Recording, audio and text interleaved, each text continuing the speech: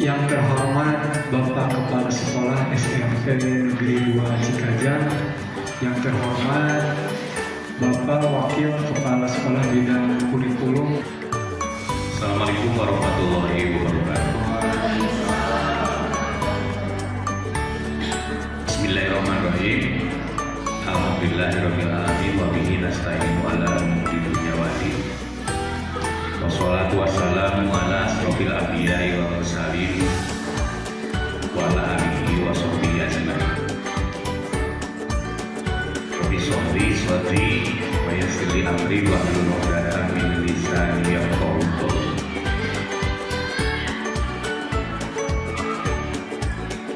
Setelah memanjatkan puji dan syukur dari Allah Subhanahu wa Ta'ala, alhamdulillah pada kesempatan siang hari ini kita dapat berkumpul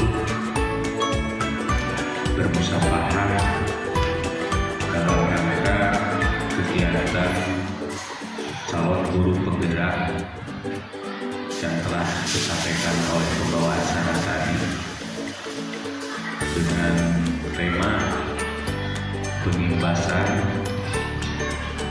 modul praktik positif. Wassalatu wassalamu ala asrofil anbiya'i wal mursalin sayyidina Muhammadin wa ala alihi wasallam. Materi budaya positif. Untuk budaya positif ini ya mungkin hal yang didengarnya masih baru gitu ya.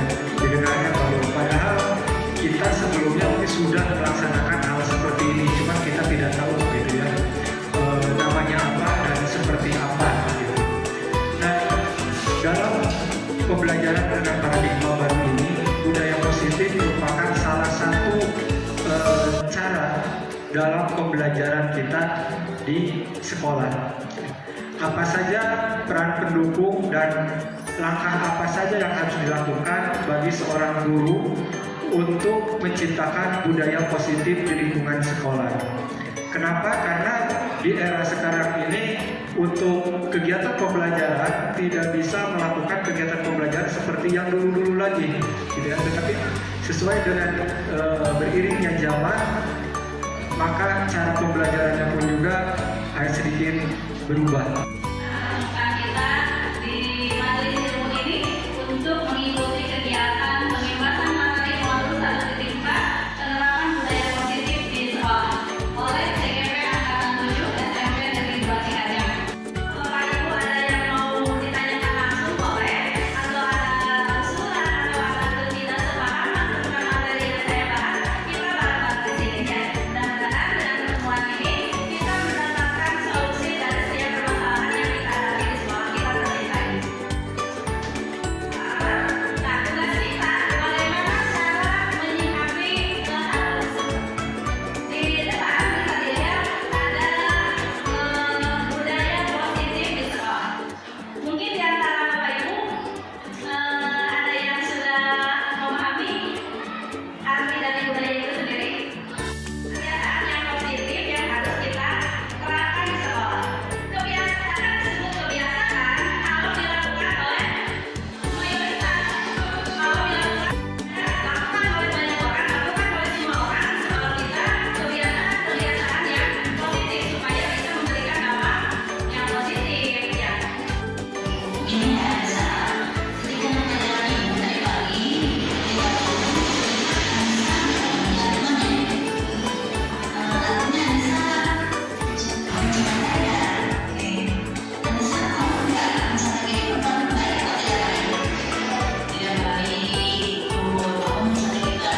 Bisa disimak dengan baik videonya.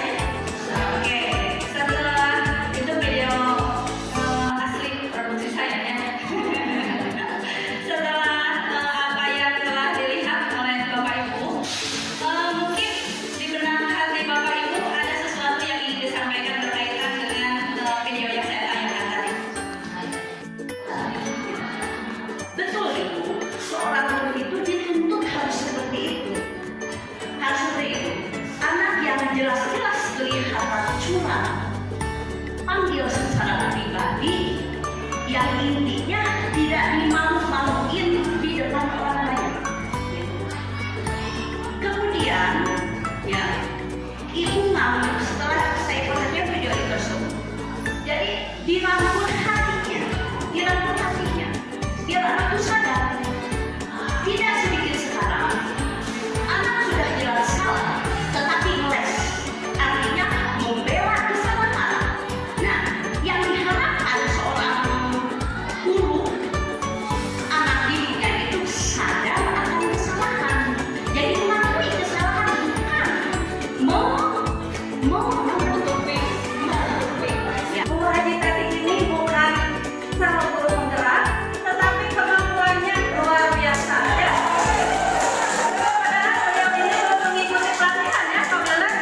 melihat tayangan, di situ ibu langsung memanggil siswa, jadi tidak memvonis di dalam kelas, ya.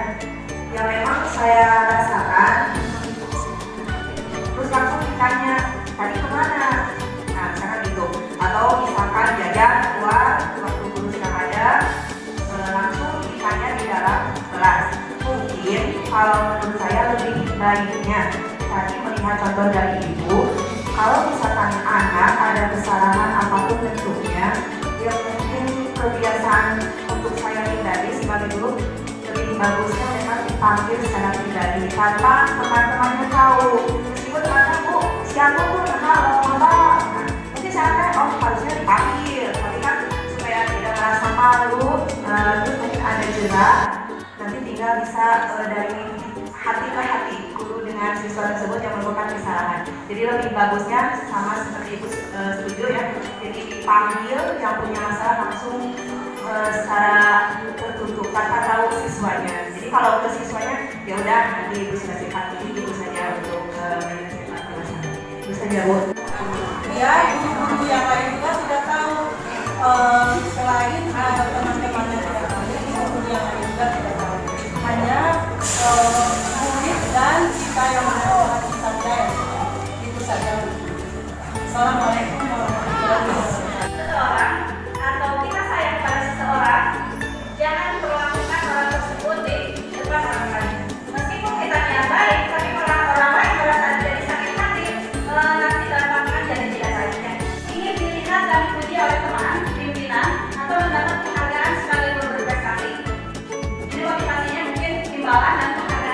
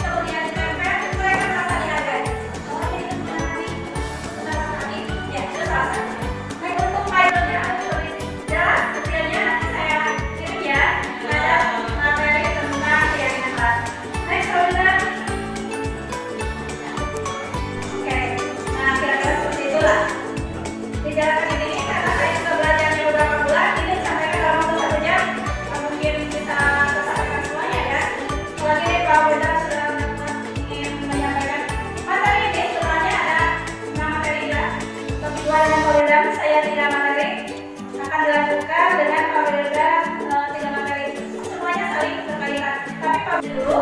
Mudah-mudahan meskipun sedikit mudah-mudahan bermanfaat. Khususnya untuk saya pribadi juga untuk Bapak Ibu sekalian. Dan yang paling utama manfaat itu yaitu bisa dirasakan kebaikannya oleh orang lain, termasuk oleh anak didik kita. Ya, mohon maaf atas segala kekurangannya, kebenarannya milik Allah dari Allah. Kekurangannya, kesalahannya itu murni dari kesalahan saya pribadi. Wabillahi taufiq wal hidayah. Wassalamualaikum warahmatullahi wabarakatuh.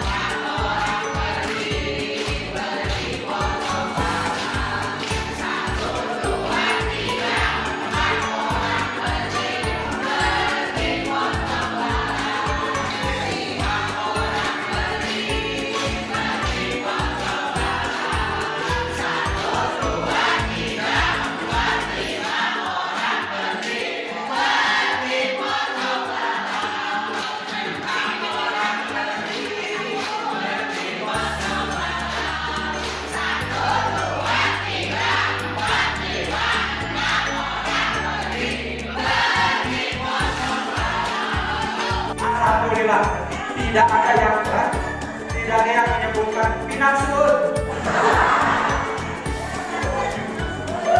Karena kalau kita perhatikan, aku ketika di awal itu slow ya. Udah mulai menerima, nah itu udah sekarang. Sekarang aku sudah kena 50 ya.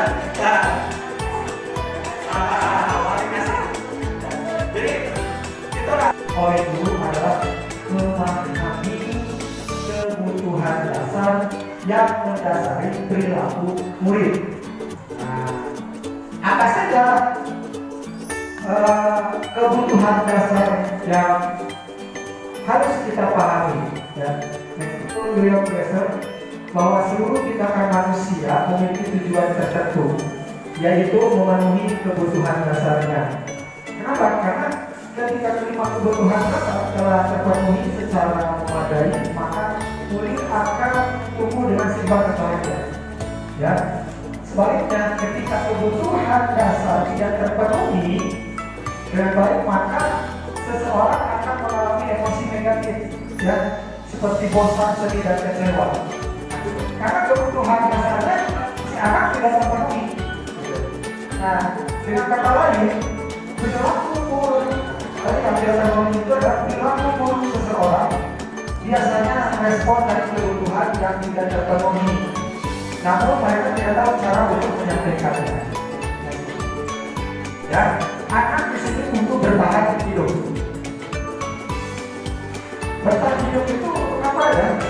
Untuk belajar dengan baik. Itu dengan kebutuhan akan rasa aman, pangan, sandang, papan terpenuhi. Ya, anak akan merasa bisa hidup kalau kebutuhan rasa aman di kelas, rasa aman di sekolah itu terpenuhi.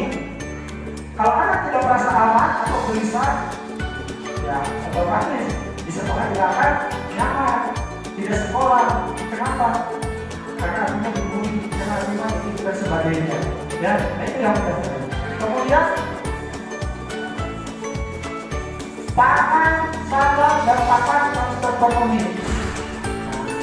Nah, kalau datang ke sekolah dengan tidak sarapan terlebih dahulu, tidak makan terlebih dahulu, semangat tidak? Tidak. Karena ketika berangkat dari sekolah itu, berangkat dari rumah menuju ke sekolah itu, kalau perutnya lapar, ketika belajar otomatis fokus pikirannya adalah apa? Jajan, makan, tidak bisa belajar.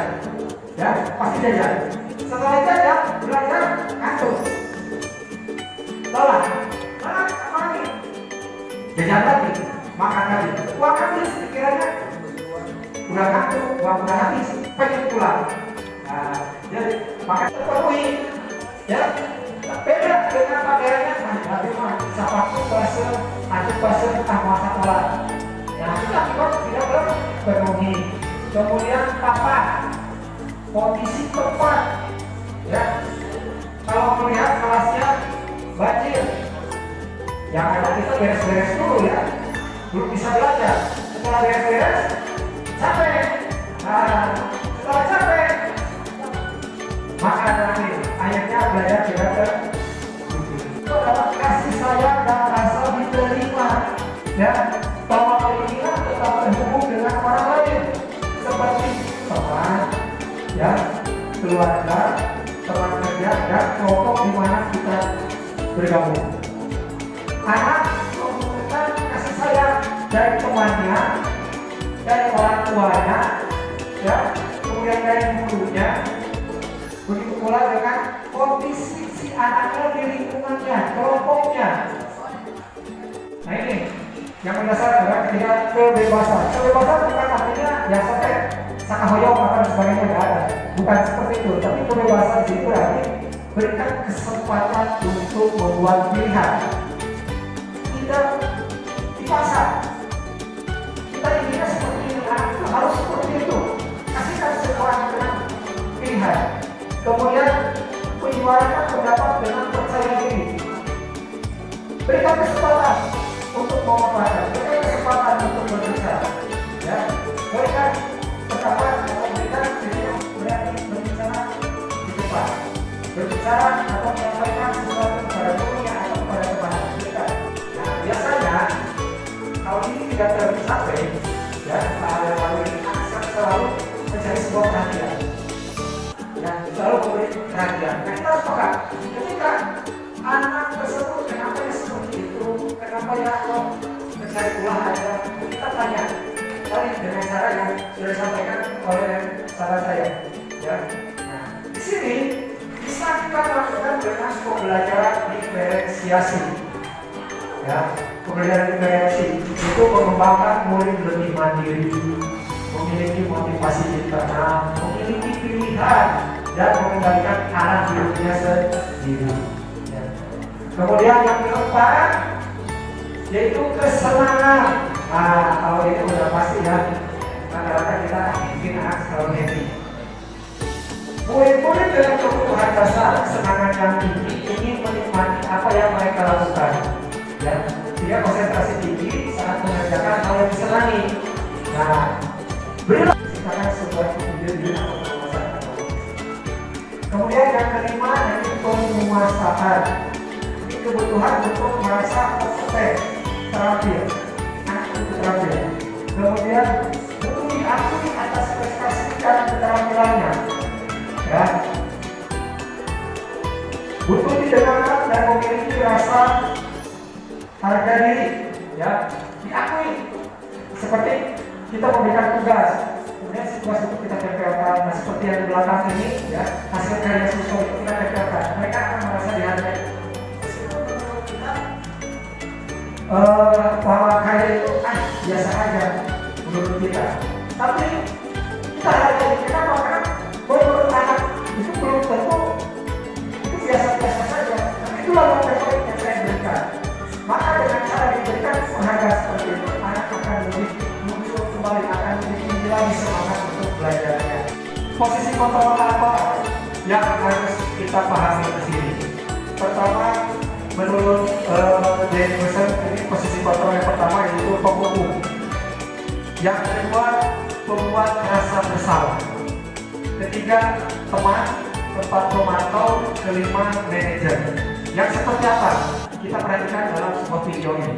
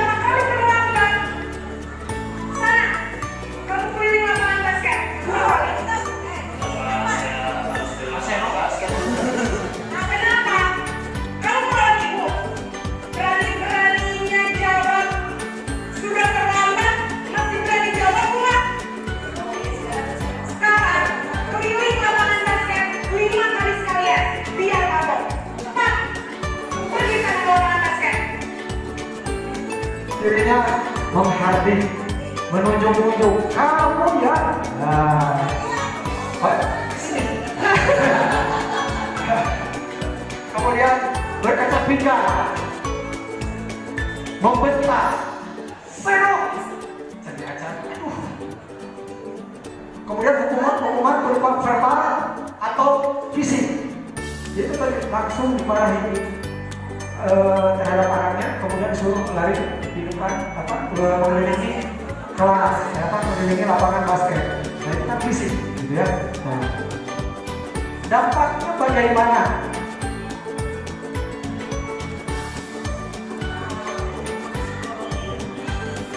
Murid menjadi pendendam, tadi yang saya sampaikan ya. Kedua, tidak menyukai guru atau mapel yang diangkut. Ya, nah ini dampaknya, ya. Jadi dampak dari cara kita dengan penghukum, dengan cara penghukum, model penghukum, murid menjadi pendendam. Kemudian yang kedua, tidak menyukai guru atau mapel yang diangkut. Ya, nah.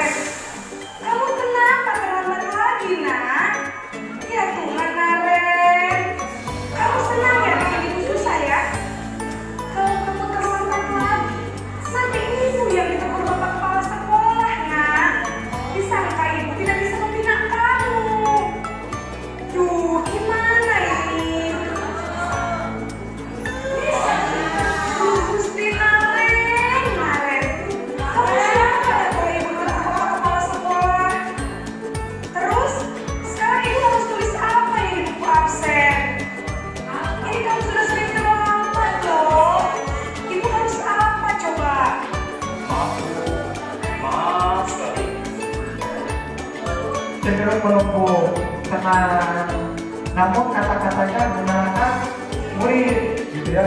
Bagaimana kalau ibu nanti dimarahin oleh bapak kepala sekolah? Jadi si anak tuh berpikir, kita kembali lagi kepada bagaimana si siswanya ya berpikirnya. Kemudian guru akan menyatakan hal-hal yang merasa kesalahan ada pada murid. Ya, jadi seolah-olah anak melakukan kesalahan itu dia akan merasa bersalah karena gurunya akan ditegur, ya. Nah, dengan membuat guru seolah menderita si guru itu, ya. Jadi mereka akan dimarahi, akan serba salah, akan harus bagaimana, ya. Nah, itu. Kemudian apa dampaknya?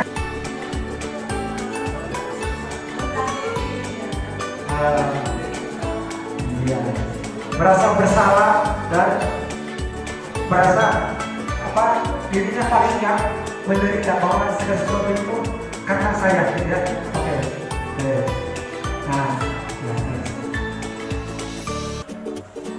Nah, dampaknya membuat murid merasa bersalah, betul Bu. Nah ini yang dinamakan dengan identitas gagal, ya, gagal. Kenapa? Karena dengan kesalahannya bukan menjadikan si anak itu berpikir atau tidak untuk melangkah yang lebih baik lagi, tapi justru akan merasa bersalah. Nah, menjadi ciut. Nah, ini yang dinamakan dengan identitas gagal. Rendah diri dan menarik diri dari lingkungan. Betul tadi Bu, ya. Jadi minder dan sebagainya. Ya. Nah, oke. Ini ada kasus yang ketiga lagi.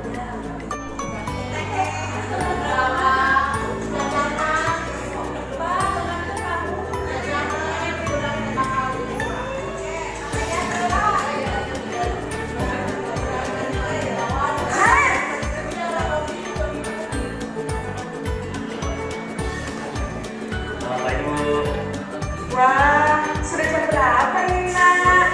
Makan lagi ya saya. Iya Bu, habis ibu saya lupa bangunkan saya Bu. Kamu malah menyalahkan ibu kamu. Kamu bukannya anak yang paling kencang. Kok terlambat sih? Iya Bu, saya memang terlambat bangun tadi. Jadi biarpun saya lari kencang, tetap gak kekejar sana. Nanti lain kali larinya lebih kenceng lagi ya, biar gak terlambat lagi. Bikin seneng ibu, demi ibu. Bisa kan? Bisa lah, Bu. Masa, nah, posisi teman itu ya bisa dilihat perbandingannya sangat jauh sekali dengan perbandingan tadi yang di awal. Suara guru akan ramai karena merasa mana ini temannya, gitu ya. Kemudian cenderung bersenda gurau atau menghangatkan suasana, tidak bikin tegang atau bersalah, itu senang apa ya? Keluar bahasa-bahasanya itu, ya. Apa yang dipendamnya itu keluar. Gitu.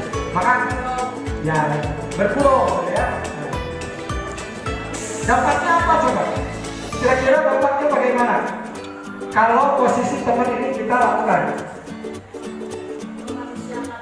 kemanusiaan ada, manusia, apa lagi?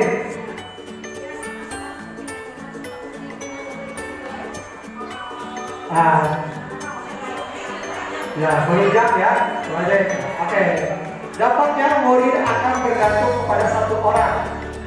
Jadi ke guru itu aja, ke guru yang lain tidak. Karena yang merasa untuk anak itu yang nyaman itu aja, dia. Sehingga akan memilih-milih. Bagaimana sih gurunya? Bagaimana mau kasih anak? Kayak guru itu, oke, kelewat. Wah, kayak guru dia mah, alimah adalah kayak dari temuan. Ya, jadi pilih-pilih, gitu ya. Kemudian, murid tidak mandiri dan tidak bisa berpikir untuk dirinya sendiri. Kenapa? Karena merasa dirinya dibela, ya. Karena merasa dirinya dibela, gitu. Sehingga anak itu tidak akan berpikir, oh saya harus bagaimana ya untuk mengatasinya, saya harus seperti apa ya, tidak. Tapi akan lebih kepada menyadarkan keputusan kepada orang lain. Gitu. Akhirnya Abimah yakin lah bakal naik kelas karena bakal bantuan dulu si ibu anu. Oke, kita lihat.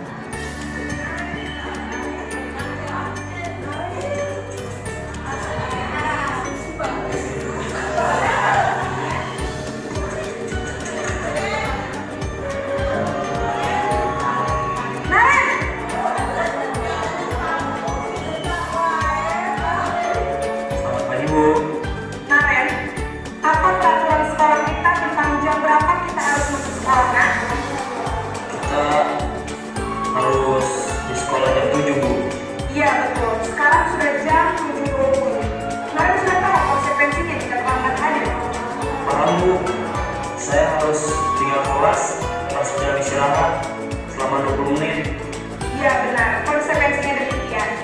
Jadi nanti jam 9.30 pas istirahat, kamu harus tinggal di kelas, kerjakan tugas tambahan untuk ketertinggalan kamu, ya? Baik, Bu.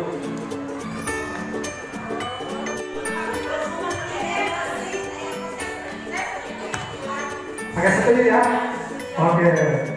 Nah, posisinya seorang penonton akan bersuara kata, tidak emosional, ya, tidak bersegan gurau ataupun menggunakan suara tinggi. Gitu. Kemudian tercipta identitas diri positif atau berhasil. Pemantau perlu senantiasa memantau pada saat murid diberikan sanksi, maka guru pun harus selalu mengawasi. Karena tadi ada sebuah kesepakatan di awal. Ya, konsekuensinya apa? Gitu ya. Kira-kira dampaknya apa?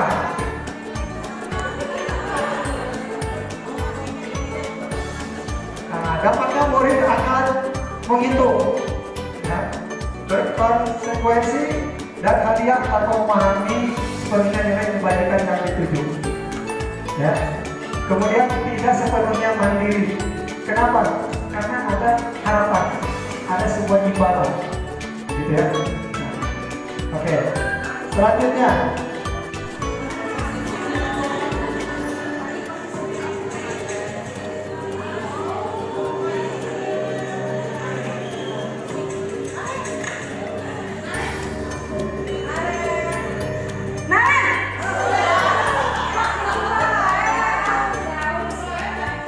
Selamat pagi, Bu. Selamat pagi, Naren. Maaf, Bu. Saya terlambat. Ya, sekolah masuknya jam 7, sekarang sudah jam 7.20. Jadi sekarang bagaimana ini, Naren? Maaf Bu, saya lupa setel alarm saya semalam. Baiklah, menurut kamu, keyakinan sekolah yang mana yang perlu kamu tingkatkan? Menghargai diri sendiri dan orang lain tidak Bu. Setuju. Jadi, apakah Naren meyakini prinsip saling menghormati tersebut?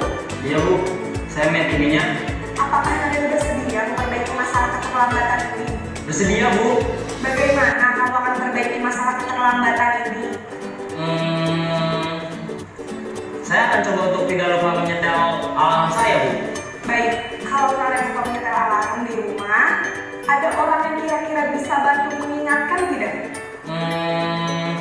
Ada Bu, kakak saya, Kak Emma. Ada lagi selain Kak Emma? Selain Kak Emma, ada ibu saya. Baik, jadi yang mengingatkan Naren adalah Kak Emma dan ibu kamu ya.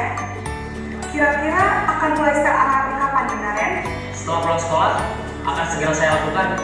Baik, jadi Naren akan setel alarm untuk bangun besok pagi dan akan diingatkan oleh kakak dan ibunda Naren ya. Ada lagi yang mungkin perlu dilakukan, Naren, agar tidak terlambat bangun lagi? Tidak ada Bu. Baik, Naren, terima kasih untuk kerjasama kamu. Sekarang kamu perlu kembali ke kelas untuk belajar. Baik Bu. Emosional, tidak terlalu ramah, dan tidak bernada tinggi. Kemudian tercipta identitas positif atau berhasil, seperti tadi menanyakan ke anak, ya. Kemudian guru akan dengan tulus mengajukan pertanyaan-pertanyaan yang bermakna agar membuka pikiran murid. Jadi bukan pertanyaan-pertanyaan yang karena spontanitas atau karena dibuat-buat atau seperti apa, tapi sesuai dengan kondisi kesalahan si anak itu sendiri. Kemudian guru membimbing murid untuk memecahkan masalahnya secara mandiri. Tadi apa yang akan dilaksanakan? Siapa yang akan mengingatkan? Bisa anak sendiri yang mengungkapkan, sehingga anak akan merasa bertanggung jawab dengan apa yang sudah diputuskan, dengan apa yang sudah disampaikan, dengan apa yang sudah disepakati. Ya. Akan mandiri, ya. Kemudian percaya diri dan dapat memecahkan masalah. Nah, gitu, ya. Next. Nah, kira-kira di sini ada posisi mana yang dapat menunjang motivasi intrinsik murid?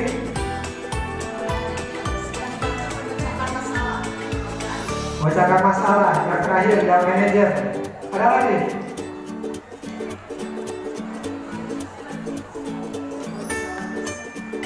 Oke, kita buka. Nah, posisi manajer. Kenapa? Ya. Karena di posisi manajer, guru dapat menerapkan disiplin positif yang berpihak pada murid. Ya.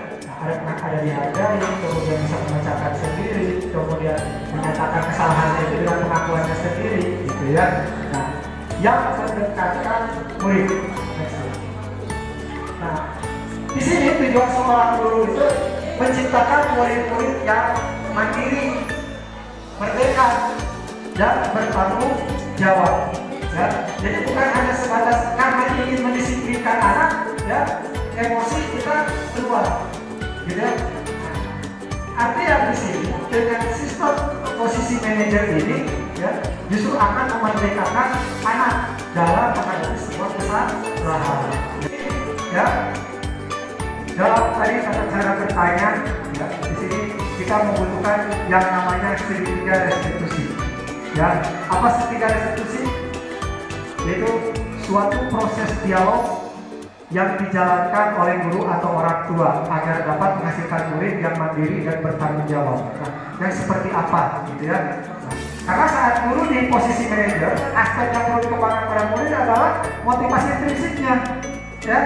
Nah, sehingga penanaman nilai-nilai kebajikan dapat tumbuh dan berkembang menjadi suatu kebiasaan positif yang akhirnya membentuk karakter murid. Pertanyaan itu, yang segitiga restitusi itu yang dimana? Gitu ya?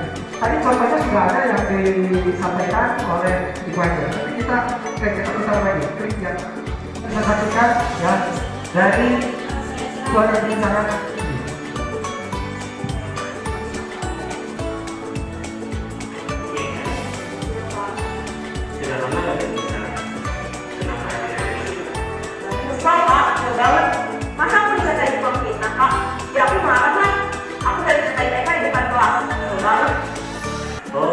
dulu.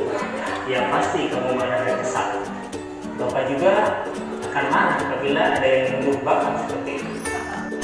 Ya saya cuma dari mereka lah Pak. So banget, saya bentak-bentak dia dengan teman. Oh begitu.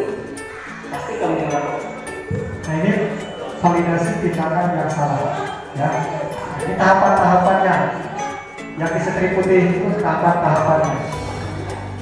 Mempertahankan harga diri itu sesuatu yang penting Bapak. Untung kamu tidak memikirkan lagi. Hanya meminta Tuhan. Iya Pak. Untung saya masih bersabar dan saya mempertahankan saja. Beruntung padahal saya pasti ada di sini. Ya pasti ya. Tapi kamu memilih untuk tetap bertahan dan bersabar.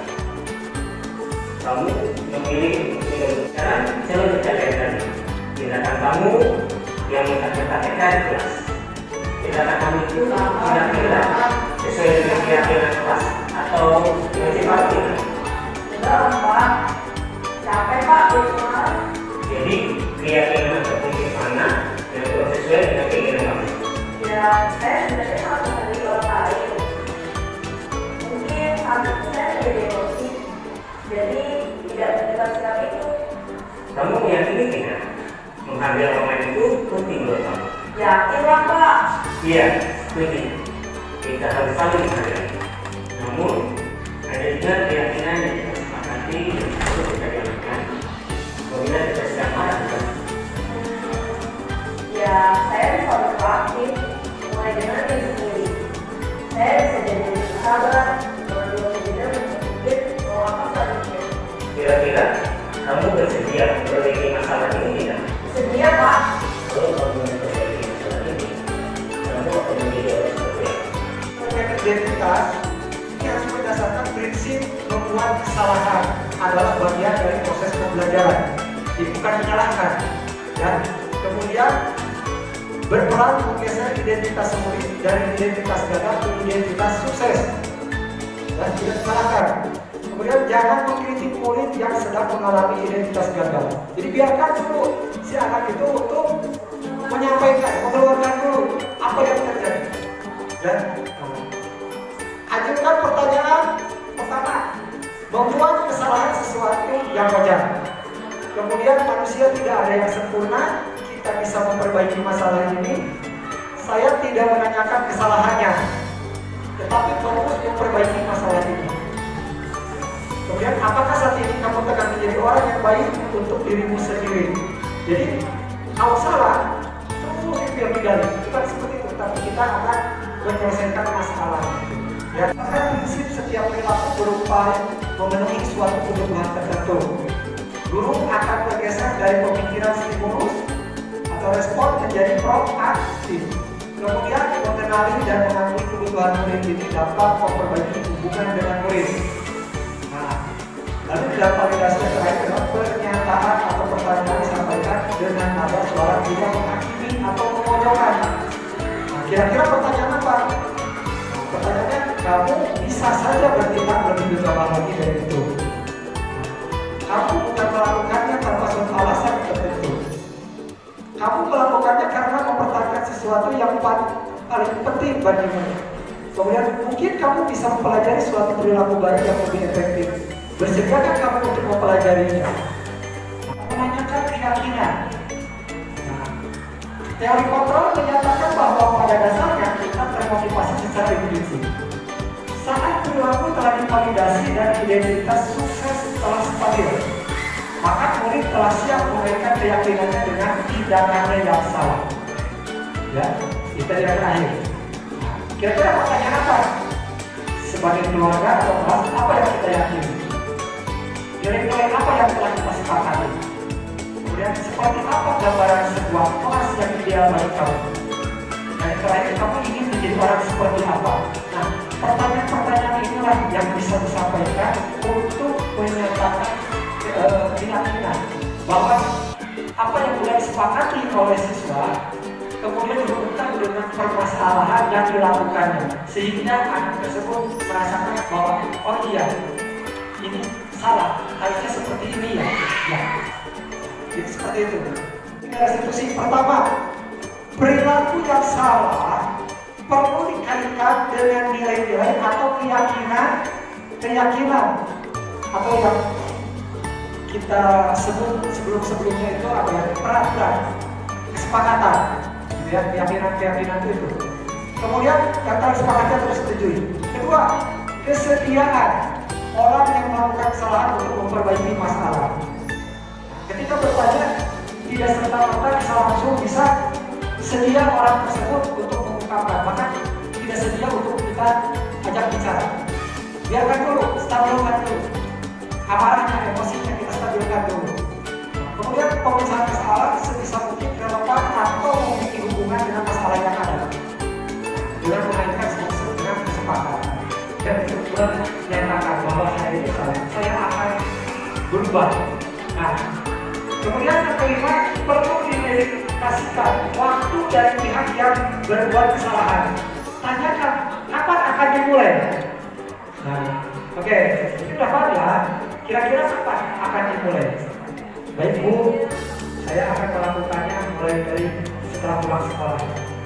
Nah, itu jawaban atau keyakinan terakhir yang harus keluar dari si siswa.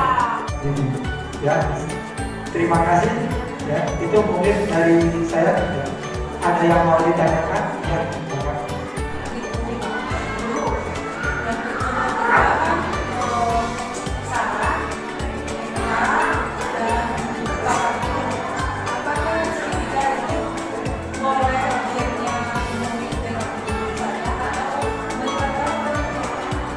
Ya, itu boleh akan dilakukan. Gitu. Kalau permasalahannya dengan belajar, berarti kan misalkan kenakalan di dalam kelas, kesalahan di dalam proses pembelajaran. Ini bisa saja antara guru maupun yang bersangkutan dengan siswa tersebut. Tidak perlu dengan membawa orang lain atau orang tua. Bahkan kalau yang penanganannya secara sederhana, ini tidak perlu tiga-tiganya. Mungkin salah satunya bisa. Apakah dengan validasi terlebih dahulu itu sudah cukup? Kalau dirasa sudah cukup, ya tidak apa-apa. Kalau yang permasalahannya sederhana, tapi kalau permasalahannya berat sampai membuat sebuah emosional anak sehingga mengancam keamanan di dalam kelas, kenyamanan temannya, nah itu ketiga-tiganya perlu kita lakukan. Seperti itu. Ya.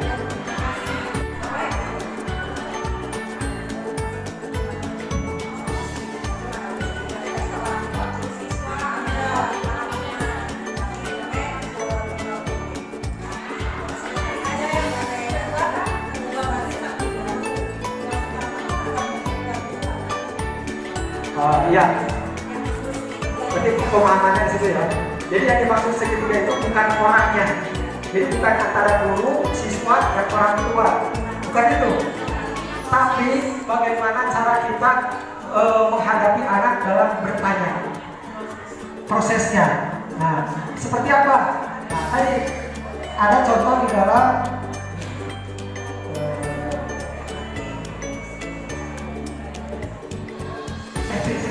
yang pertama itu menstabilkan dulu identitas. Nah, ini yang pertama. Jadi ketika bertanya, stabilkan dulu. Nah, jadi bukan guru. Yang kedua murid, ketika orang tua bukan. Tapi segitiga itu dalam mengajukan sebuah pertanyaan atau menghadapi, menyelesaikan permasalahannya. Ya. Jadi kan biasanya kalau kita menyelesaikan masalah langsung disebutkan namanya. Yang tadi masukkan ke dalam hukum. Nah, tapi kalau manajemen, ya, dengan posisi manajemen harus menggunakan ini nih, segitiga restitusi. Nah, kalau pembunuhan, yang kedua ini validasi tindakan yang salah. Nah, jadi bukan kamu tadi yang konten, tidak seperti itu. Tapi anak dulu yang menyatakan kenapa, ya Pak, saya itu tadi menyontek dan sebagainya. Berarti dia mengakui kesalahannya. Nah, ini tahapan yang kedua. Nah, yang ketiga, nah ini menanyakan keyakinan. Nah, terus kalau menyontek itu bagus tidak? Nah, tidak. Nah, itulah tahapan apa itu? Tidak. Terus harusnya bagaimana? Ya, harus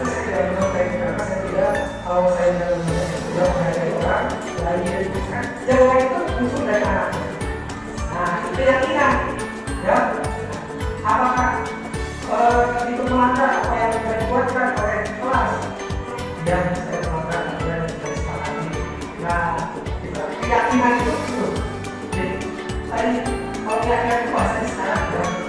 Kalau dulu itu ada komitmen, ya, itu kesepakatan, itu keyakinan. Jadi keyakinan orang tua bukan, tapi prosesnya, tahapannya. Nah, iya, proses tahapan keyakinan.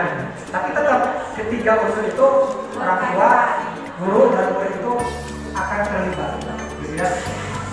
Itu mungkin yang dikatakan dengan segitiga restitusi, ya. Baik. Ada lagi? Ya.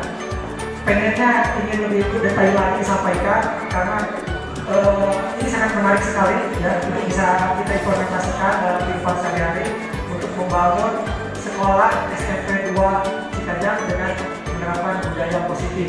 Karena dampaknya nanti ini enaknya kalau di SMP 2 itu olahraga turunan. Padahal pemerintah lagi buat kurangan karena sudah tahu aturannya seperti itu ketika menghadapi anak, memecahkannya seperti itu, sehingga sama semua guru-guru yang ada di sini menghadapi sebuah permasalahan itu sama, caranya sama. Mudah-mudahan dengan apa yang disampaikan, bukan tidak ingin menyampaikan lebih detail lagi, ingin lebih luas lagi, tapi karena waktu dan janjinya kita sampai jam 10, ini sudah lebih, mohon maaf. Sekian dari saya pribadi, mohon maaf apabila ada kesalahan. Bila kami mengucapkan wassalamualaikum warahmatullahi wabarakatuh. Implementasi modul 1.4 tentang budaya positif di SMP Negeri 2 Cikajang kami akhiri dan kita tutup dengan membacakan hamdalah bersama-sama.